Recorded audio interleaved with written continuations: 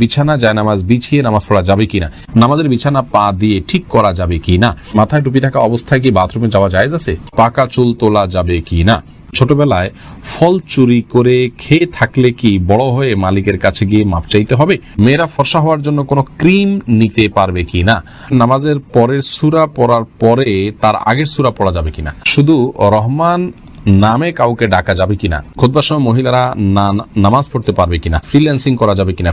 সৈয়দ তাইফুর রহমান তাহসিন জানতেছেন, মাথায় টুপি থাকা অবস্থায় কি বাথরুমে যাওয়া জায়েজ আছে?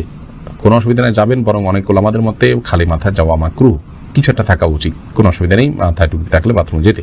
এনায়েতুল্লাহ মিশকাত জানতেছেন, শুধু রহমান নামে কাউকে ডাকা যাবে কিনা? না, উচিত নয়। রহমান এটা আল্লাহর নাম, অতএব শুধু রহমান নামে কারো ডাকা উচিত নয়। আব্দুল্লাহ অথবা আব্দুর রহমান এরকম ডাকবেন। আল্লাহর যে নামগুলোর অর্থ মানুষের জন্য ফিট হতে পারে এরকম নাম আপনি রাখতে পারেন, এরকম নাম রাখা যেতে পারে, যেমন রউফ, রহিম, এরকম নামে কাউকে ডাকা যেতে পারে। কিন্তু রহমান আল্লাহর এমন নাম যেটি অন্য কারোর জন্য ফিট হয় না, আল্লাহ তাআলার মৌলিক নাম বলে অনেক স্কলাররা মত দিয়েছেন, যার কারণে এটি কোনো মানুষকে রহমান বলে ডাকা উচিত নয়। ফৌজিয়া আফরিন জানতেছেন, খুতবার সময় মহিলারা নামাজ পড়তে পারবে কিনা? হ্যাঁ বোন, পড়তে পারবে, কোনো অসুবিধা নেই। খুতবা শুরু হলে মহিলা নামাজ পড়তে পারবেন না এমন কোনো কথা নেই।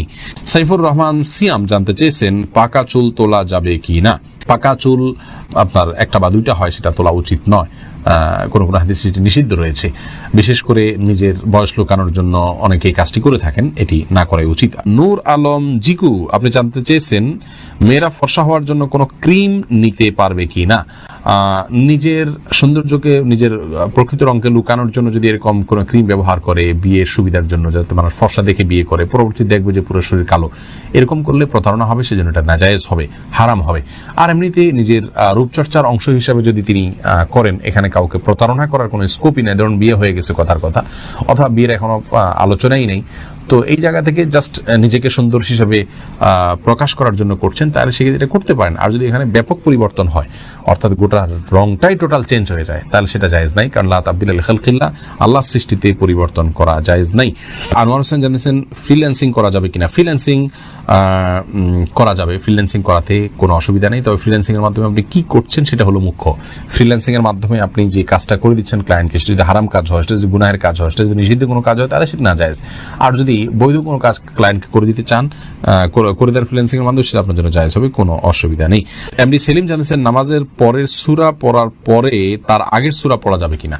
আগে পরের সূরা পড়ে শেষে আগের সূরা, দ্বিতীয় রাকাতে আগের সূরা পড়েন, অর্থাৎ উল্টার দিকে গেলেন, এটি করা মাকরুহ, না করা উচিত।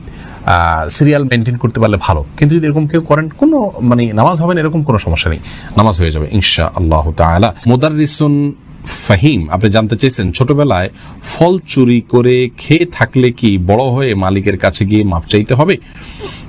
ছোটবেলায় যদি ফল চুরি করে খেয়ে থাকেন, বড় হওয়ার পর মালিকের কাছে মাপ চাওয়ার সুযোগ থাকলে চাইবেন, নিশ্চয়ই মালিক মাফ করে দিবেন, এতে কোনো সন্দেহ নেই। অতএব সুযোগ থাকলে অবশ্যই চাইবেন। বুখারী হাদিসে আসছে, নবী সাল্লাল্লাহু আলাইহি ওয়াসাল্লাম বলেছেন, সেদিন আসার আগেই তোমাদের কারোর ইজ্জত নষ্ট করে থাকলে, কারোর সম্পদ হানি করে থাকলে মাপ চেয়ে নাও, তার কাছ থেকে চুকায় নাও, লেনদেন ক্লিয়ার করে নাও। ওই দিন আসার আগে, যেদিন আল্লাহ রাব্বুল আলামিনের কাছে সবাই উপস্থিত হবে এবং কেউ কাউকে ছাড় দিবেই না, বরং সেদিন আমল ছাড়া আর কিছু দিয়ে পাওনা পরিশোধ করার কোনো সুযোগ থাকবে না। অতএব সুযোগ থাকলে অবশ্যই তার কাছে মাপ চেয়ে নেবেন আপনি। তাসলিমা আক্তার জানতেছেন, নামাজের বিছানা পা দিয়ে ঠিক করা যাবে কি না? নামাজের বিছানা পা দিয়ে ঠিক করতে কোনো অসুবিধা নেই। আলেয়া খানম জানতে চেয়েছেন, বিছানা জায়নামাজ বিছিয়ে নামাজ পড়া যাবে কিনা? বিছানা জায়নামাজ বিছিয়ে নামাজ পড়া যাবে, কোনো অসুবিধা নেই।